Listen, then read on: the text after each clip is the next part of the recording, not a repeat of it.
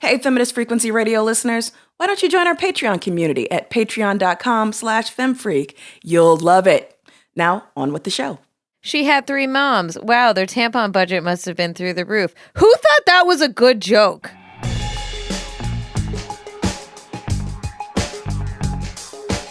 Welcome to Feminist Frequency Radio. This is the show that asks you to be critical of the media you love.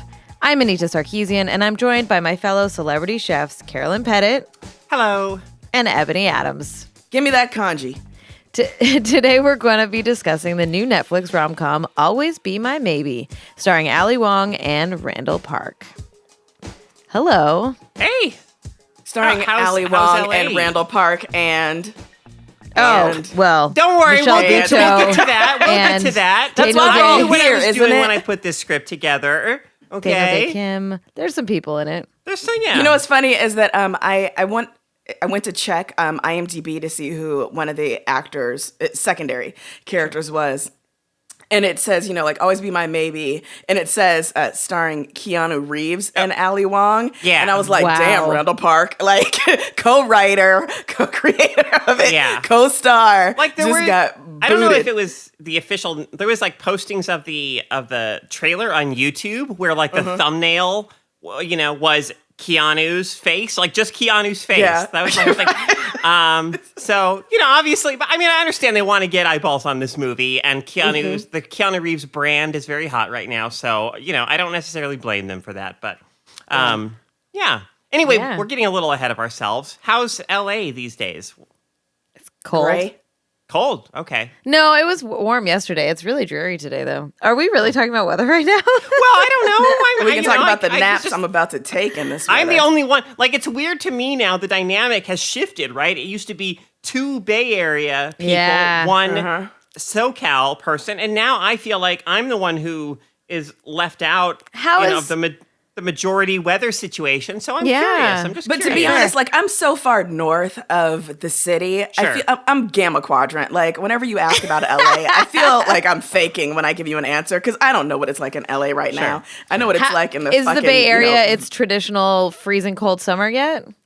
Well, today it's actually, at least, right now it's really warm outside. So, no, the weather's been pretty warm lately, actually. But, it's going to turn on a dime at any point. Of course. I mean, when we all die of heat and freezing. Yeah. But thankfully, at least when the sea level rises, we're all gone. All of us Californians. But those who live on the coast, can just sell their homes. So Thanks, Ben Shapiro. Yeah, sorry, that's a little Ben Shapiro / wow guy. We're getting played. We're getting deep into it. Today. How about we shift gears real hard and go into some entertainment news? All right. So, got some video game stuff this week. It's been a while since we've covered any video game news, but E3 is imminent, right? The biggest gaming event, arguably anyway, of the year. So, I think a lot of stuff is happening in video game spheres these days. After a few years of like super mysterious trailers and things that basically didn't reveal anything about what the actual gameplay was going to be like, we have what feels like the first proper trailer for Hideo Kojima's upcoming game, Death Stranding. It is a very Kojima trailer. It's like 9 minutes long.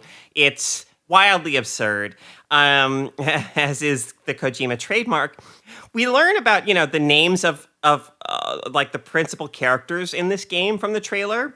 And in typical Kojima fashion, stuff seems pretty like gendered and like kind of gender essentialist. So, for instance, as gaming historian Holly Nielsen tweeted regarding the Death Stranding reveal, she said, "Female characters called Fragile and Mama, and a male character called Die Hard Man is a choice." Right? So... That's such good phrasing. Oh my God. Yeah. Oh my God. Are you serious? Absolutely. I mean, yes, absolutely. But, babies Aren't there like weird baby heads or some shit? Yeah, in this so, game? and exciting news, the Death Stranding Collector's Edition, I don't know what the price is, but if you want to kick in like an extra who knows how much money, comes with its own life-sized pod baby. So you can put that on. And Anita, you and Anita have plenty of time to save up for that, to get that for my birthday at the end of the year. So yeah, I mean, really, I there's not a whole lot to say about Death Stranding yet, other than this, like, the very Kojima-esque nature of like the names, the very, you know, gendered quality of the names, and the the absurdity of all of that. I can't wait for you to play this game so I can watch you stream. Oh, man. Yeah, me too. Because I certainly don't want to play it, but I want to see what this is. I mean, I'm in as a gameplay experience. Like it's like I can't not. Like I have to see what this is. It looks so ludicrous. In other gaming news, the new Call of Duty game, this year's Call of Duty game, is going to be called, wait for it, Call of Duty Modern Warfare. Doesn't that already exist? Yes, it does. Like, doesn't that exist 2,000 times over? Well, yeah. So Call of Duty 4, which came out, I don't even know how many, like 12. I'm just pulling out a number now. You know, many years ago now, it was like Call of Duty 4 Modern Warfare, and then the naming scheme went like Modern Warfare 2, Modern Warfare 3. So there's like a bunch of Modern Warfare games, and now this game is just, again, like Call of Duty Modern Warfare. And Call of Duty, too modern, too warfare.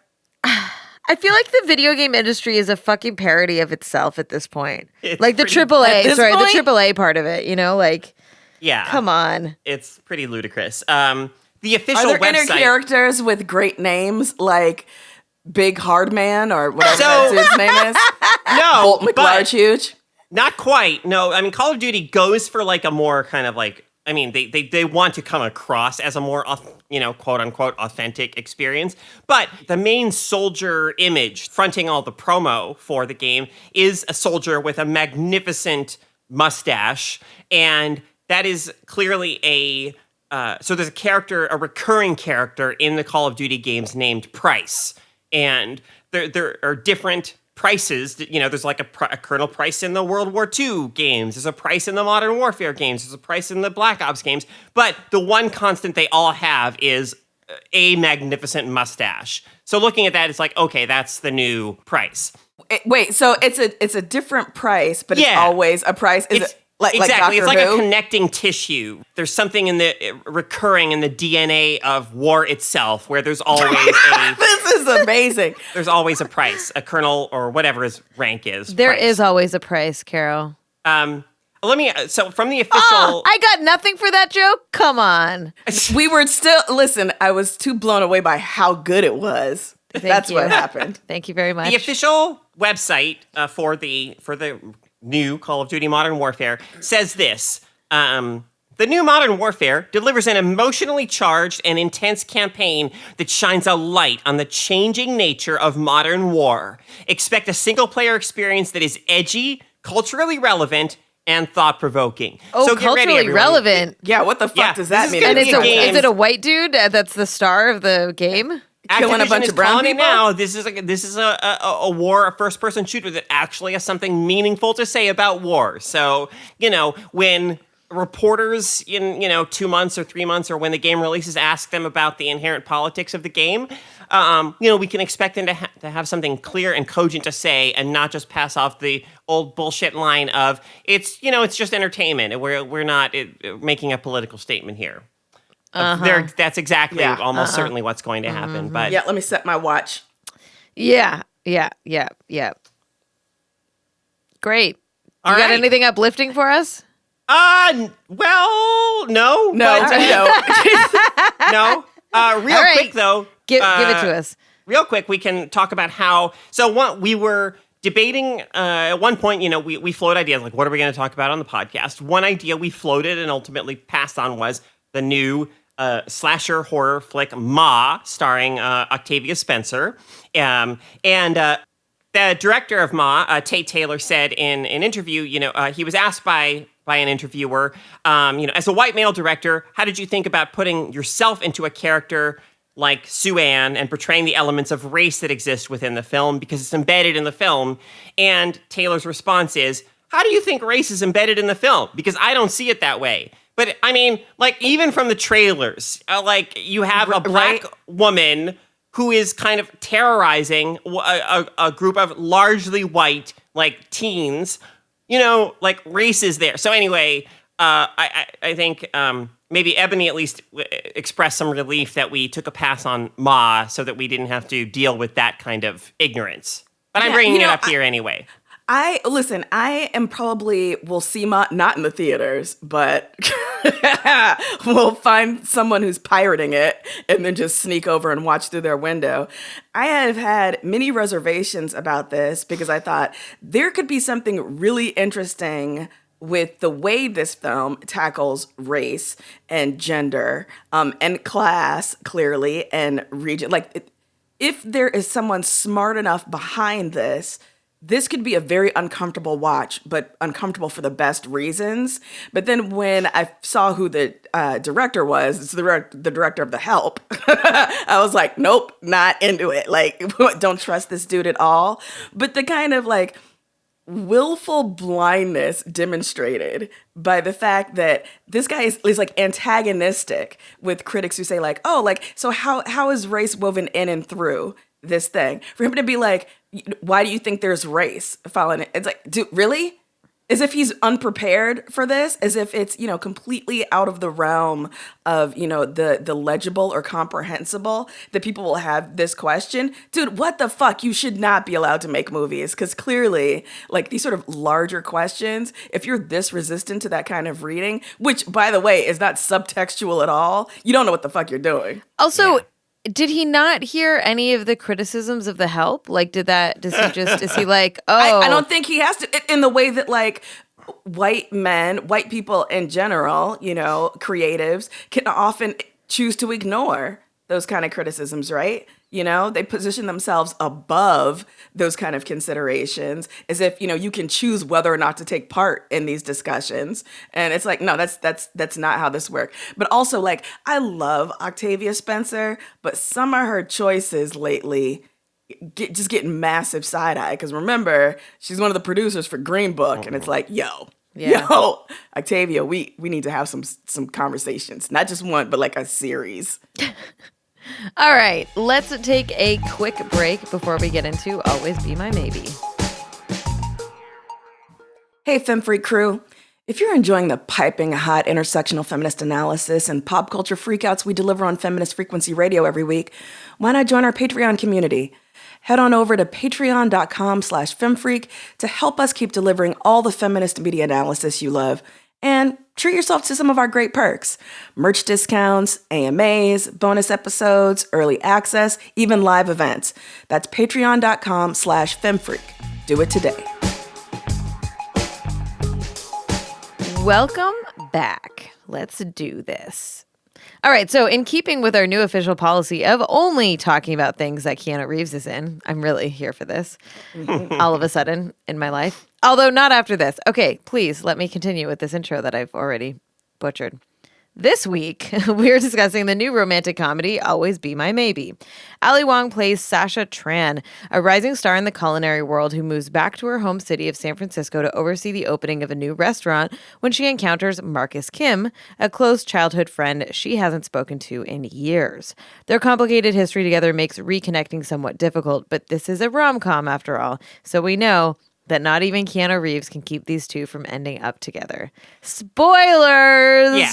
I want to start with talking about Keanu Reeves. Actually, I didn't think going into this movie that I would, but I want to say something nice about this movie before I start saying a lot of not very nice things about it.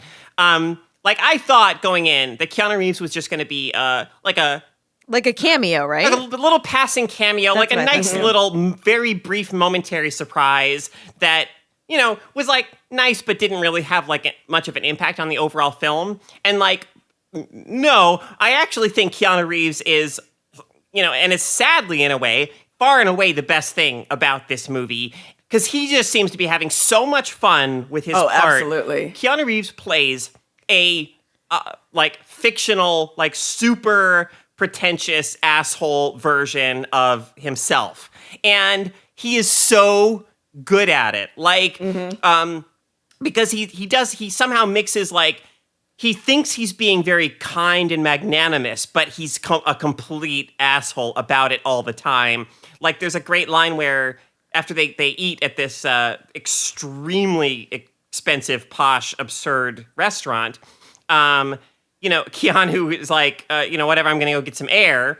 And then they're like leaving. And so Marcus, the character played by Randall Park, is like, you didn't even let me like fight you for the bill or try to pay the bill.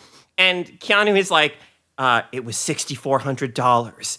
Like less than a residual check from my hit movie, Speed. Like just the way he says from my hit movie Speed, I was cracking up. I mean, and then when he gently cups Marcus's face, in that super like patronizing way. So I liked the movie, unsurprisingly. Like I'm always the person on the pod who's like, nope, if it's trash, I like it.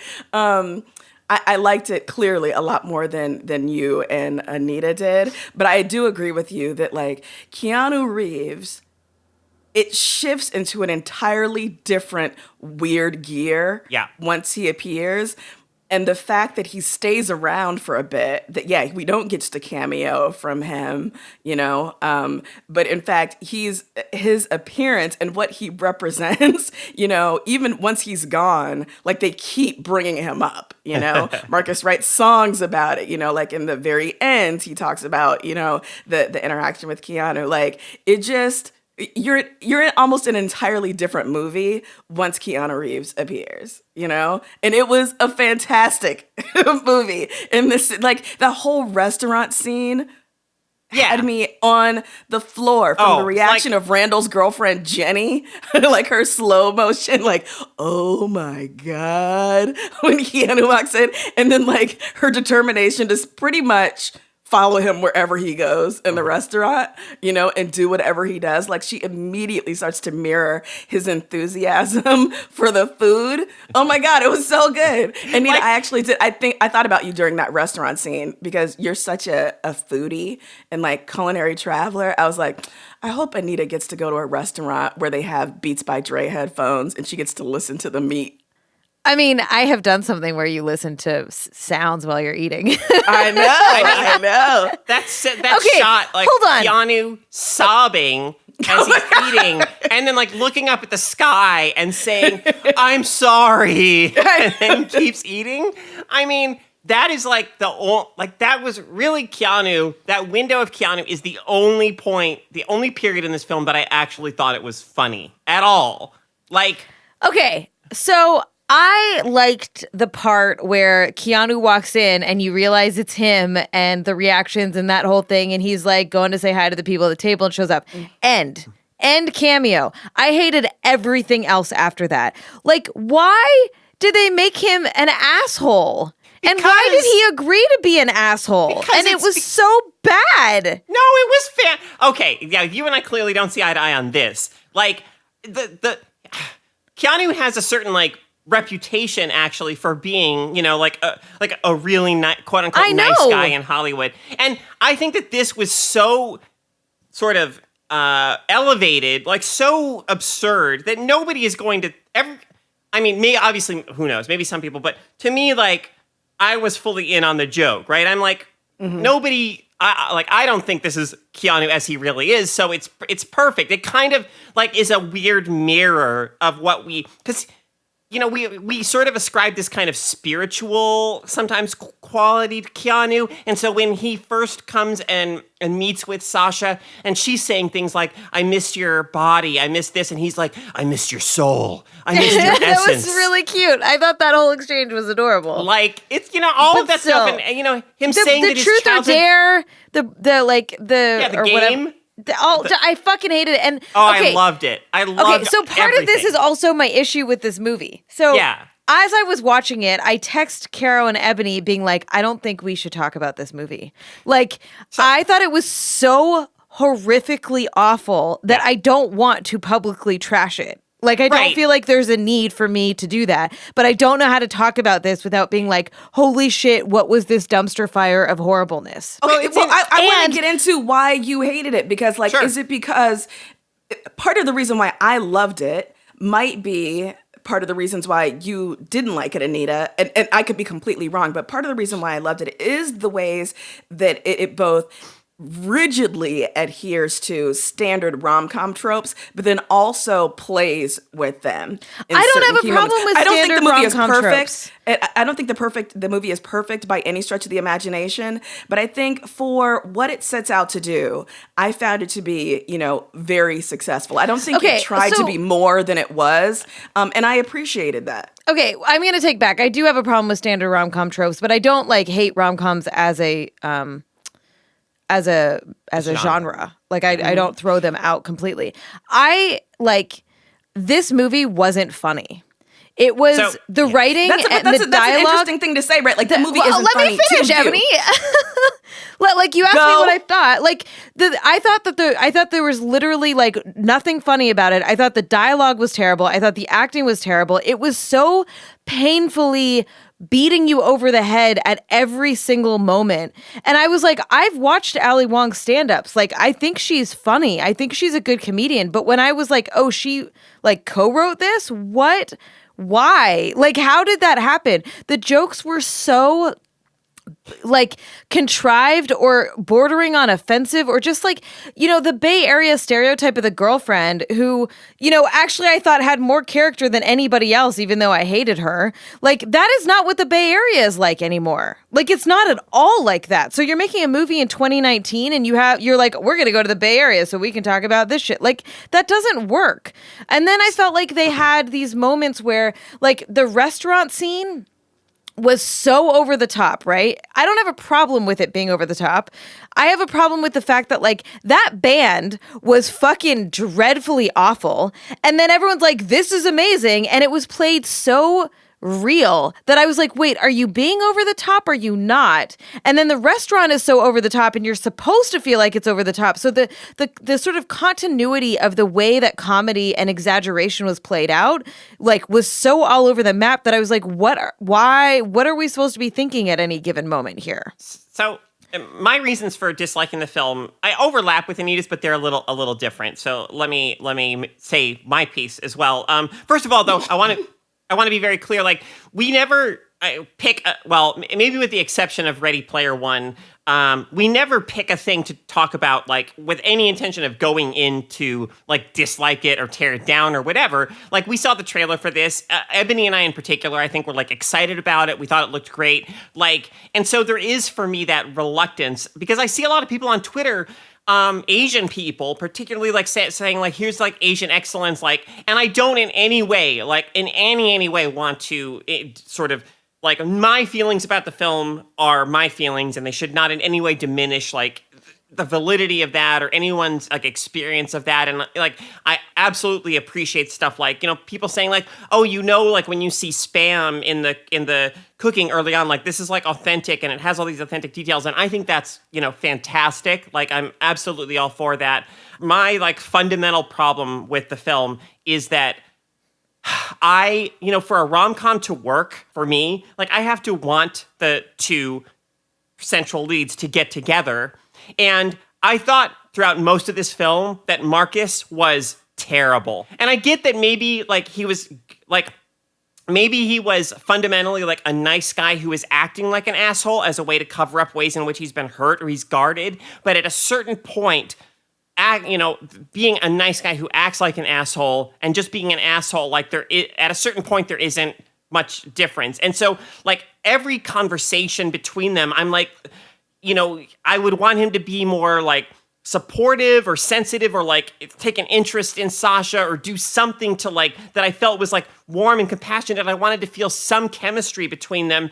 And like, I never felt that at all. And so like, there would be people like Marcus's dad, who is great. Like, he's delightful. I love Marcus's dad in this movie. He's so warm. He's so friendly. Like, I would have loved more of him in the movie. But he says you and Sasha are so great together. Like, are you gonna like let this chance slip you by? And I'm like, I don't understand what anyone sees about these two because the movie isn't showing me that. Like, I don't understand why I'm supposed to want these two to get together when every interaction between them, to me, feels like they're just hurting each other. And like, I understand there has to be tension in a rom-com. Of course, dramatic tension, like will they or won't they, things that come between them. But I just fundamentally didn't want them to get together, and I didn't understand why anyone would want them to get together because I really didn't like the way that they communicated with each other ever until maybe the very, very end. But, it has to come before that. Like I said, I did like the movie. I don't watch a lot of rom-coms. I read a lot of romance, but I watch comparatively few rom-coms. And the reason I watch comparatively few rom-coms, but read lots of romance, is because I am more readily able to find people who look like me or people that I'm interested in their interior lives, in their interior romantic lives, in, book form than I am on screen. So just the fact that, we are starting to get more rom-coms with people of color and that have casts that are predominantly people of color or all people of color is huge for me. So again, part of the reason why I loved it was like, yes, like it just was so refreshing to see this all Asian cast loving and laughing together. And those small moments were amplified for me, so like the spam, cutting things with scissors, taking your shoes off when you go in the house, like those kind of, cultural markers were perhaps more amplified for me than maybe, the movie deserves or, than they would be for other people. But I truly loved how specific this film felt. And so, although I agree with you, Caro, that like there's a lot about Marcus's characterization here that leaves something to be desired. But what I wanted more time, because I did see potential for him. I wanted more time for him to earn the redemption that he gets in the end, because I do felt as if he was worth more time. And like, going to the question of like, the humor of it, I did find the film funny. I found the parts with Keanu the funniest, but it's interesting to me, Anita, that you say like, you enjoyed Ali Wong's stand-up, but you didn't find this film funny because it felt so different from her stand-up. Her character and her lines felt so Ali Wong to me. It felt as if some of those lines could have come, and her, reactions, her delivery, it seemed straight out of her stand-up for me. So it's just funny that we had a different reaction. Neither one of us is wrong. I'm just saying like I was like, yep, that's Ali Wong. Like, I can't imagine this character being played by anyone else. Her character felt like her, for sure. And I didn't particularly have a problem with her character. I had a problem with the dialogue. And so one, she didn't write this alone, obviously, but also like I think her stand-up is really smart and delivered really well, whereas the dialogue of this was clearly influenced by a lot of people and people who don't know how to write dialogue. And the jokes were either bad or they were like bordering on like they weren't offensive, but they were like on a line there where it was kind of like, fuck, what? So the joke about Michelle Buteau's character, what's her name? Veronica or Vicky? Yeah, Veronica. Mm-hmm. Veronica.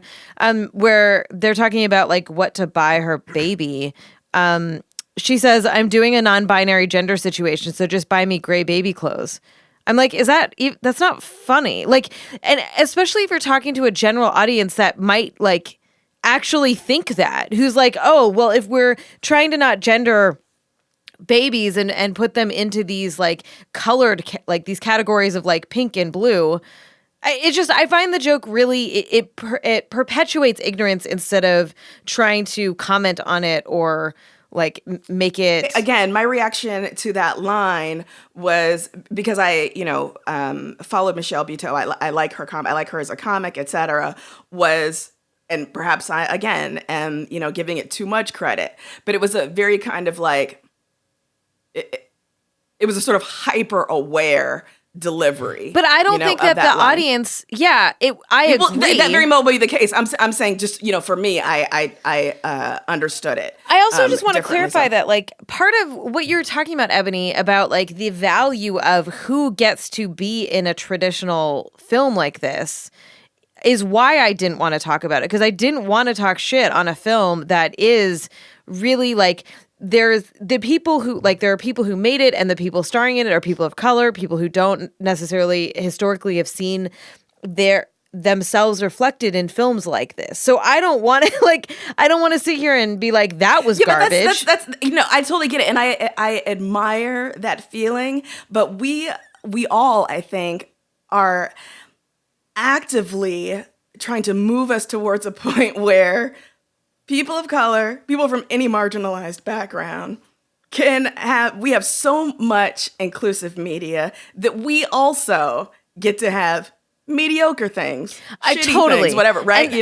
And I think we only get to that point by being honest about our reactions. That's why I was like, I was kind of glad that you agreed to go ahead and have this conversation today, because if this film didn't work for you, I think it's important to say, this is why it didn't work. I'm not writing off rom-coms. I'm not writing off Asian leads. I'm not writing off Ali Wong, Randall Park, whatever, right? I'm writing off Randall Park completely. I'm sorry. Oh, okay, now we're going to fight. Now we're going to fight, because I will go to the map. So I was like, why was this guy cast? Like, there's no chemistry between him and Ali Wong. Like, this could have, I think that he was the lowest point in the film, because for me, there's a lot of stuff that didn't work, but it was right now. I'm putting on my coat and it my was shoes, particularly them. And I kept being like, they could have cast anyone in this role. Like, they could have found someone who like vibed with her better. Like, even if they really wanted his character to be this kind of like douchebaggy, assholey kind of, like, to me, it felt really like a really shitty class stereotype in a way that I don't think worked well.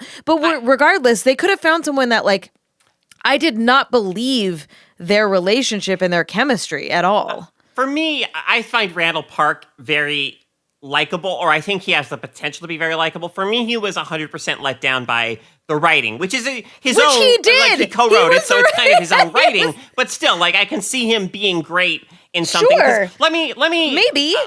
Let me enumerate just like a few of the reasons, again, why this film, specific reasons why, like, or evidence of why this film didn't work for me that have to do with the character of Marcus. Like, he, there's a point at which, like, I mean, where they're kind of just fighting all the time, and Marcus says something like, I forget what provokes it, but she says, like, oh, I have to go to New York and open the new restaurant or something. And he says, oh, right, because you're a celebrity chef. You know what other term I hate? Elevated Asian cuisine. It's not supposed to be elevated. It's supposed to be authentic. And it's like, dude, Marcus, like, maybe there's a conversation to be had here about authenticity and catering to rich white people, which he says, and maybe, like, that has some truth to it. But, oh my God, he is such an asshole in the way that he goes about it. Like, he seems to just, like, hate her success on some level, too.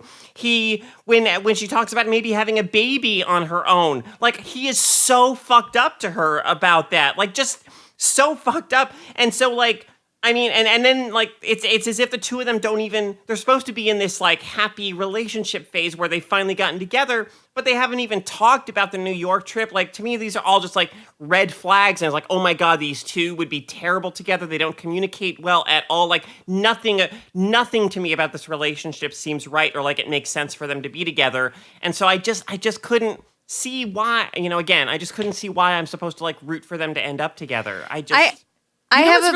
Oh, please go ahead. So I listened to an interview where Randall Park and Ali Wong were being interviewed talking about the film, and my sense from the way they explained, like, the development of the idea was that Ali Wong kind of had this idea, and Randall Park, they've been longtime friends before this, and Ali used to write on Fresh Off the Boat, Randall Park show. Mm-hmm. Which is directed and was co-created by Nanachka Khan, who directed Always Be My Maybe. Directed this, yeah, okay. Yeah. So, had this idea. Randall Park is like, this is great, and I love the way that we're thinking about this. And from the beginning, Ali Wong is thinking about this as a vehicle for Randall Park, right? And definitely, a funny, interesting female actor but she's not thinking of herself as the co-lead, which that's very interesting, right? That her expectation is there's no way that an Asian woman is going to be cast in this film. But if one is, it's definitely not going to be me. You know, she talks about how she's acted before, but she's not known for her acting, etc. And she says something that I found so interesting. She was like, yeah, I really, was thinking it would be like Randall Park and like Anne Hathaway, But then Randall was like, no, I absolutely want to do this with you. And so stop humanizing them. God. No, but so I was like, this is so interesting, right? That the woman who came up with this idea has already written herself out of contention. In fact, not even written herself out of contention. She never even envisioned a space for herself in this movie, and anticipated that Hollywood would only allow it to be made if there were a white female lead. And, she's not wrong that that's the typical way this would have gone. So yeah. I do think that you're absolutely right that like we're not talking about, award-worthy acting throughout this movie, but and all that stuff. Yeah, and all that stuff is great. Like, again, that's the, I'm thrilled. It's the kind of thing, like, I'm thrilled that this movie, exists. I'm glad that it's, in terms of representation, I'm really glad that, many viewers are responding to it positively, that they love it, that they want more of this. Like, I hope that it's successful and that it leads to, or makes it easier for more stuff like this to get made. I'm fully on board with all of that. I just can't go so far as to say that I personally think it's a good movie.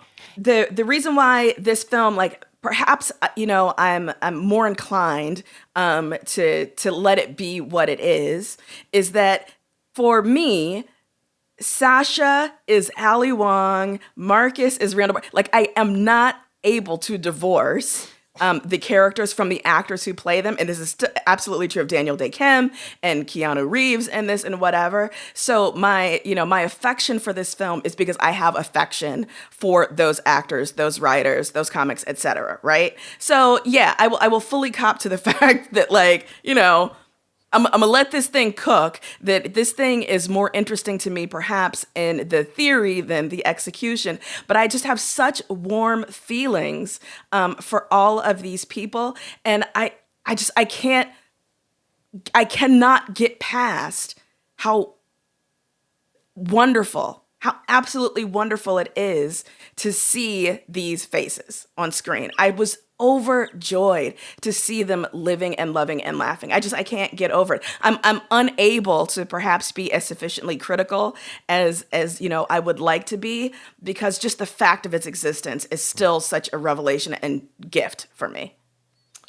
But I still love both of you dearly. I would really like to know. I would really like an answer to the question that was posed in the movie about why you would install an AC HVAC system in a rental property that you're staying in for 2 months. I would also a shitload of money. Oh my God. I also would like to know why they think that someone who is opening a restaurant can just go to a concert and go on some dates and just kind of willy-nilly hang out. And then the specifics of her life as a celebrity chef were real wonky. And then 2 months later, she's going to New York to open another restaurant, as if you do that back to back. What? See, I mean, those are the kinds of things that fall under, for me, irrelevant because rom-com logic, whatever. But here's the thing. Here's the thing about what you're talking about is you're and I normally say this, but because we are seeing an improvement in whose voices are being shared and whose stories are being told in some ways, mostly because of streaming services. This should have been better. Like, and it could have been better. And there is such an incredible amount of talent out there that could have made this better, that had a cast of people who are Asian, who are people of color, who get to be in these traditional ways. Like, there are rom-coms that are actually good. There was no reason that this was as trash as it was, other than like it was the most low budget thing. Like, that wasn't even a restaurant. That was a fucking gallery. They didn't even try to make it look like a restaurant. Like, it just, there are so many people who I want to have opportunities that don't have opportunities, that could have written this script in their sleep 10 times better. I'm sorry. I'm really angry today. I was so mad. Why I was so mad watching this.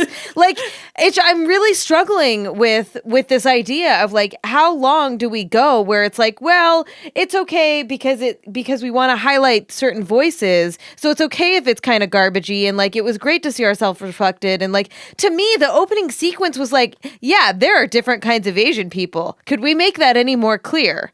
But in such an over-the-top contrived way. Because, like, you know me, I was all about, like, yeah, they use scissors and the kimchi and then the, like, sort of Hawaiian Spam thing. Like, all of that's great, but they did it so badly. Yeah, my problems didn't come with the film until later until the adult Randall Park showed up. Until it starts ramping up the idea that we're supposed to feel some chemistry and want these two to get together, and I just didn't.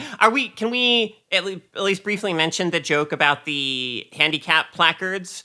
I did write that down. Yeah, because I saw somebody on Twitter. You know, I probably wouldn't, as a viewer, to be fully honest, as an able, bodied viewer who, whatever, I probably wouldn't have thought much about it. But I saw a tweet that said, like, this joke is messed up because it's so fucked up. Because people, already like assume that, a handicap placard means like you are someone who uses a wheelchair, right.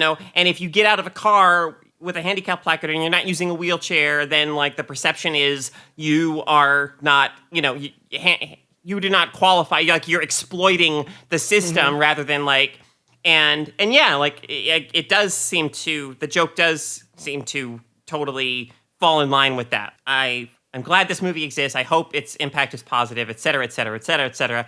I wanted it to be what I would have considered a better film. There was a little bit of a sense of dread watching it and feeling like, I really wanted to like this, and I just don't. I don't like it. I can't like pretend to like it or convince myself to like it.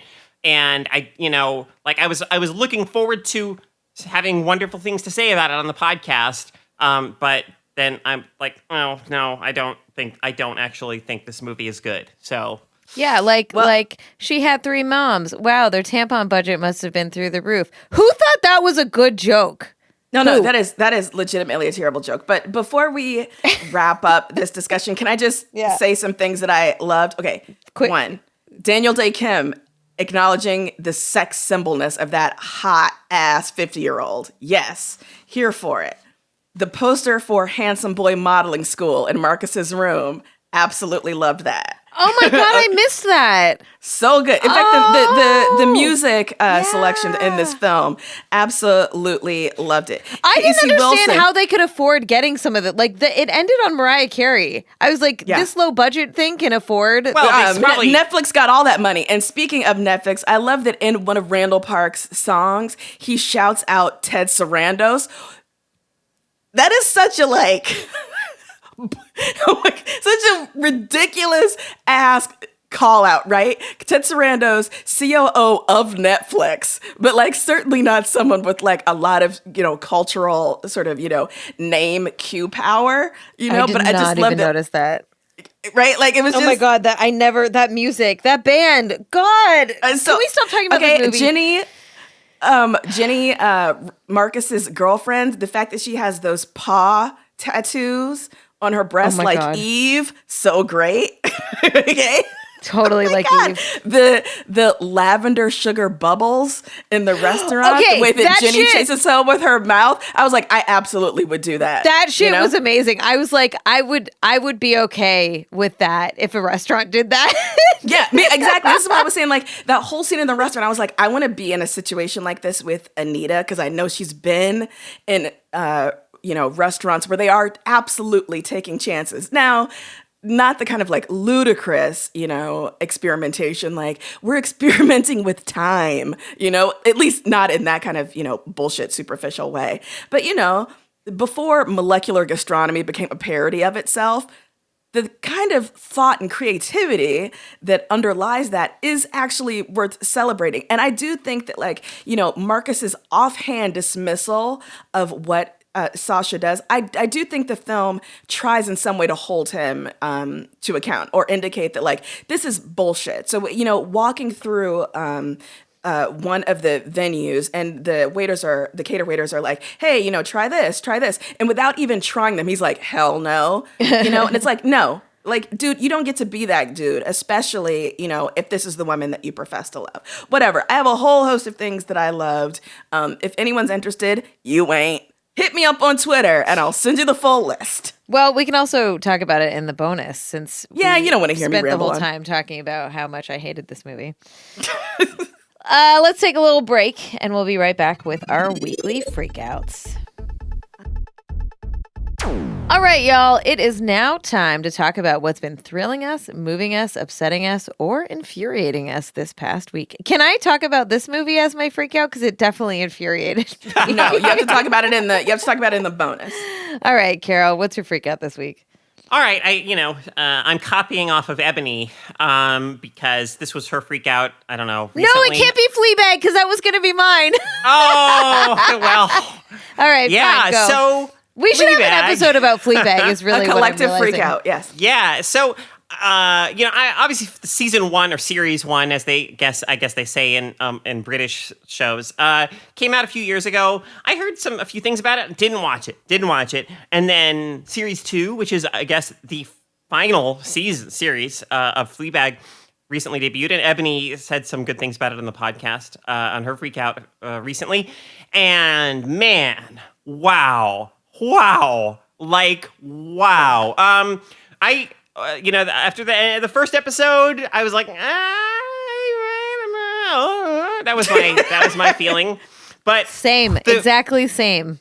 The way that the complexity of Fleabag as a character, the way in which the show works as a comedy, but with so many layers of like humanity and insight and tragedy, sadness, grief, like all just tumbling around so messily and in a way that is so, I think, authentic, that in a way that, even like a lot of shows I like that I think deal with or like look into, the grief and internal, just experiences, inner lives, will often to some degree kind of sanitize or make the edges, like smooth out the edges or sand things into clear resolutions, clear like moments of growth, development, etc. And like Fleabag was so surprising to me in ultimately the ways that it's like there are these moments where, I think I see where this is going to lead to like growth and change in the ways of XYZ or whatever.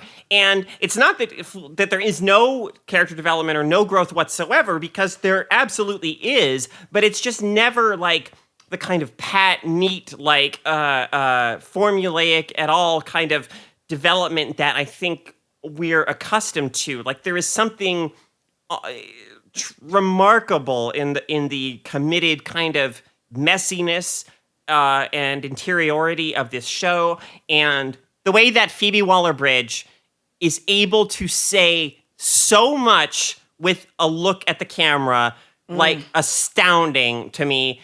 Anyway, like we may have to do an episode about this because there's so much to say about this show, in my opinion. But just I highly recommend it. I absolutely encourage people to watch it. It's like the episodes are each less than half an hour. There's 12 in total, so it's not that much of a commitment.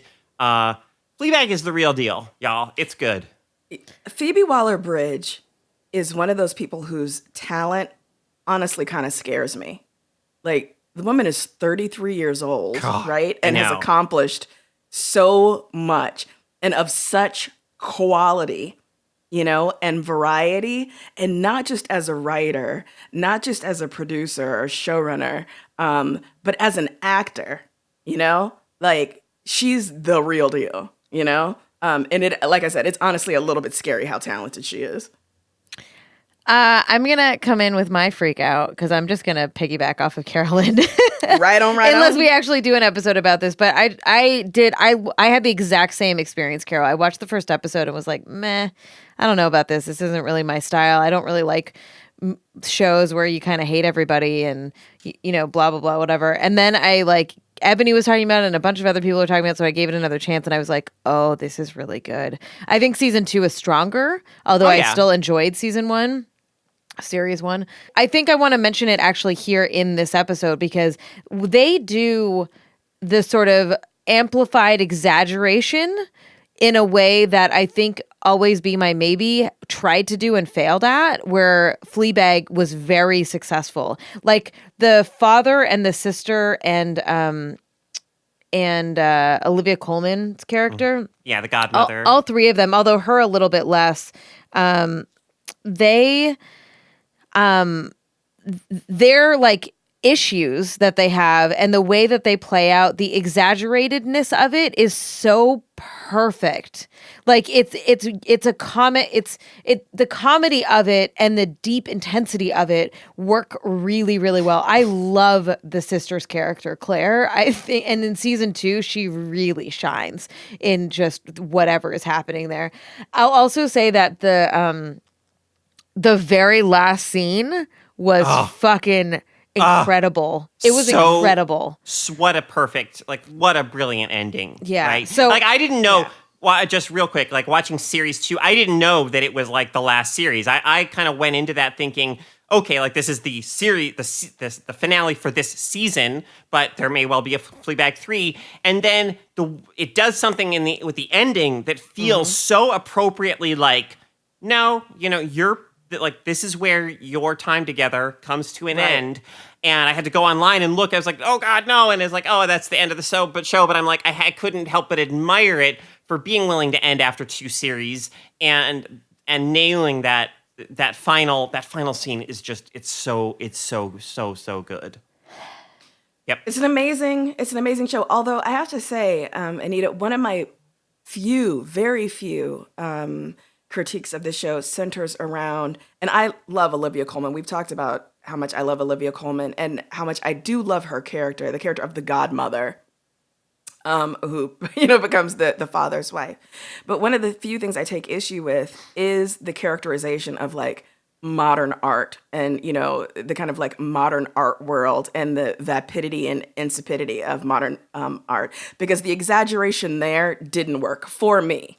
In the way that I think it didn't work for you, and Always Be My Maybe with, avant-garde food culture. The way that the godmother talks about her art, and sometimes I'm like, this is, a little bit too, you're outlining it a little bit too much. Oh, I loved it. In service of explaining how horrible she is. And I love her character apart from those things, but just purely in terms of, the way she talks about her art. I guess I've seen so many other, texts that, have this very sort of hypercritical take on modern art that I'm like, that particular thing didn't work for me, but whatever. Yeah. It's amazing. It's amazing. It really worked for me because I feel a deep affinity to making fun of art and the pretentiousness of it. And I fucking love Olivia Colman so much. Oh God. And I love can I say a spoiler? I won't say a spoiler. I love the thing that recurs throughout both seasons. It's so smart how that's done. Yeah. All right, Ebony, you don't get a freak out this week because we're at time. And okay. Do you have something good you want to share real quick, or do you want to say it was just a resource website called Therapy for Black Girls. Oh, yeah. So does what it says on the tin. They're about, supporting and, offering resources for Black women who wish to access mental health services. Very easy. Therapy for the website is very easy. Finding competent, culturally informed therapy is not, unfortunately. Hence the the website, therapyforblackgirls.com, which I think was the brainchild of Dr. Joy Bradford. So just real quick, freak out, but a hugely vital one. Oh, wonderful. I'm glad you shared that.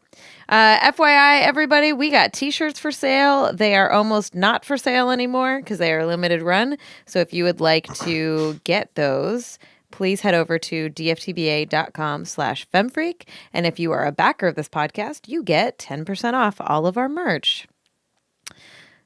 I did that backwards. You can also submit your own freak out at feministfrequency.com/freakout, FREQOUT.